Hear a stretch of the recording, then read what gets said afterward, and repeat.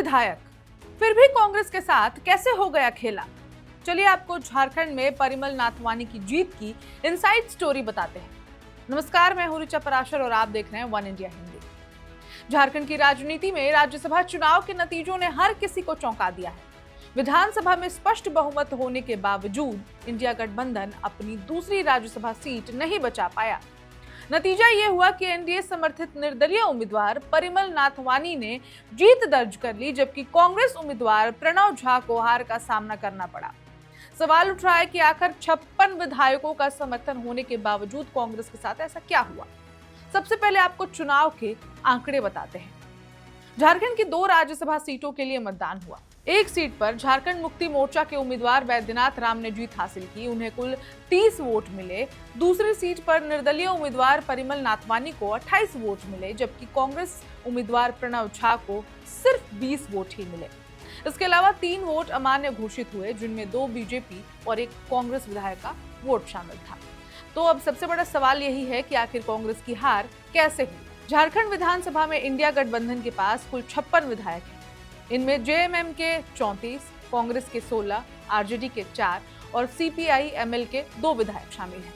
गणित के हिसाब से गठबंधन आसानी से दोनों सीटें जीत सकता था, क्योंकि एक सीट के लिए सिर्फ 28 वोटों की जरूरत थी। लेकिन चुनाव परिणामों ने साफ कर दिया कि गठबंधन के भीतर सब कुछ ठीक नहीं था। कांग्रेस का आरोप है कि आरजेडी और सीपीआई-एमएल के कुछ विधायकों ने उनके उम्मीदवार का समर्थन नहीं किया। कांग्रेस का दावा है कि उसके सभी 16 विधायक एकजुट रहे और जेएमएम के 4 विधायकों ने भी कांग्रेस उम्मीदवार को वोट दिया। इसके बावजूद आवश्यक संख्या पूरी नहीं हो सकी। दूसरी तरफ एनडीए इस नतीजे को अपनी बड़ी राजनीतिक जीत बता रहा है।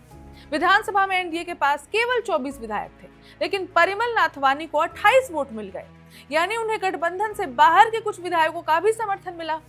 अब बीजेपी का कहना है कि कई विधायकों ने अपनी अंतरात्मा की आवाज पर वोट दिया। झारखंड बीजेपी अध्यक्ष आदित्य साहू ने इसे प्रधानमंत्री नरेंद्र मोदी की नीतियों और एनडीए पर बढ़ते विश्वास का संकेत बताया। इधर कांग्रेस ने इस पूरे घटनाक्रम पर गंभीर सवाल उठाए हैं। राज्य सरकार में मंत्री दीपिका पांडे सिंह ने आरोप लगाया कि बीजेपी ने पैसे और प्रभाव का इस्तेमाल करके हॉर्स ट्रेडिंग करवाई। वहीं झारखंड कांग्रेस प्रभारी राजू ने सीधे तौर पर आरजेडी और सीपीआई-एमएल पर सहयोग न करने का आरोप लगाया। हालांकि इन आरोपों पर संबंधित दलों की ओर से कोई आधिकारिक प्रतिक्रिया सामने नहीं आई है। तो अब बात करते हैं इस चुनाव के सबसे चर्चित चेहरे परिमल नाथवानी की। परिमल नाथवानी कोई नया नाम नहीं है। वे इससे पहले भी 2008 से 2020 तक झारखंड से राज्यसभा सांसद रह चुके हैं। उनके समर्थकों का कहना है कि उन्होंने राज्य के विकास और उद्योग से जुड़े कई मुद्दों पर सक्रिय भूमिका निभाई। यही वजह है कि विपक्ष के नेता बाबूलाल मरांडी ने भी कहा कि नाथवानी के काम को देखते हुए विधायकों ने उन्हें दोबारा मौका दिया। झारखंड का यह चुनाव सिर्फ एक राज्यसभा सीट का मामला नहीं है, बल्कि इसने इंडिया गठबंधन की अंदरूनी एकजुटता पर भी सवाल खड़े कर दिए हैं। अगर बहुमत होने के बावजूद सहयोगी दल एक दूसरे का साथ नहीं देते, तो आने वाले चुनाव में इसका असर साफ दिखाई दे सकता है। फिलहाल इस चुनाव ने इतना तो साफ कर दिया है कि राजनीति में सिर्फ संख्या ही सब कुछ नहीं होती। रणनीति, तालमेल और भरोसा भी उतना ही जरूरी होता है। अब सबकी नजर इस बात पर होगी कि कांग्रेस और उसके सहयोगी दल इस हार से क्या सबक लेते हैं और आगे अपनी रणनीति में क्या बदलाव करते हैं। फिलहाल के लिए परिमल जीत चुके हैं और झारखंड में एक बहुत बड़ा भूचाल भी देखने को मिल रहा है। इस खबर में इतना ही। अपडेट्स के लिए देखते रहें one India Hindi. Subscribe to One India and never miss an update. Download the One India app now.